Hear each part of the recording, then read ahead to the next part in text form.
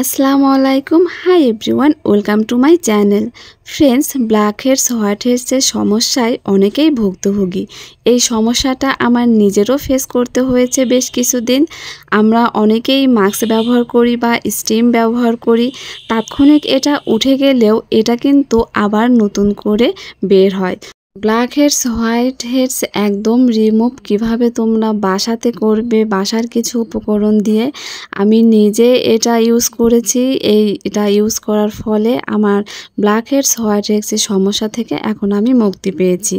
তো ফার্স্টে আমরা জানবো ব্ল্যাক হেডস হোয়াইট হেডস কেন হয়। ত্বকে মৃত ত্বকের কোষ, সিবাম এবং ময়লা ছিদ্রগুলোকে আটকে থেকে ব্ল্যাক হেডস হোয়াইট হেডস তৈরি হয়।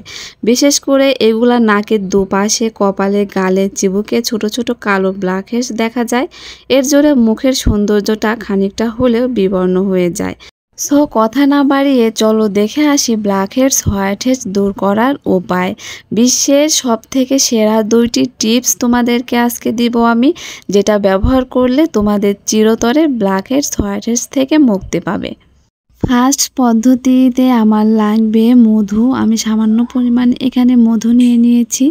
মধু কিন্তু স্কিনের জন্য ভালো। এরপরে লাগবে আমার সুগার মানে চিনি। চিনি স্বাস্থ্যের জন্য খারাপ হলেও স্কিনের জন্য খুবই ভালো, আর এটা স্ক্রাবিংয়ের জন্য খুবই ভালো। এরপরে লাগবে আমার পাতি লেবুর রস। আমি এখানে বেশি পরিমাণ না, 3 থেকে 4 ফোঁটা আমি এখানে লেবুর রস দিয়েছি। লেবুর রস দিয়ে 3টি উপকরণ মিশিয়ে তোমার যেখানে ব্ল্যাক হেডস হয়েছে সেখানে 2 থেকে 3 মিনিট এভাবে ম্যাসেজ করবে। ম্যাসেজ করা শেষে 4 থেকে 5 মিনিট রেখে তোমরা এটা ওয়াশ করে ফেলবে। এরপরে নেক্সট যেটা করতে হবে, আমি এখানে কোকোনাট অয়েল নিচ্ছি, মানে নারকেল তেল নিচ্ছি 1 চামচের মতো। তোমরা কতটুকু ব্যবহার করবে সেই পরিমাণ মতো তেল নিতে পারবে। আমি এখানে 1 চামচের মতো নিয়ে নিয়েছি।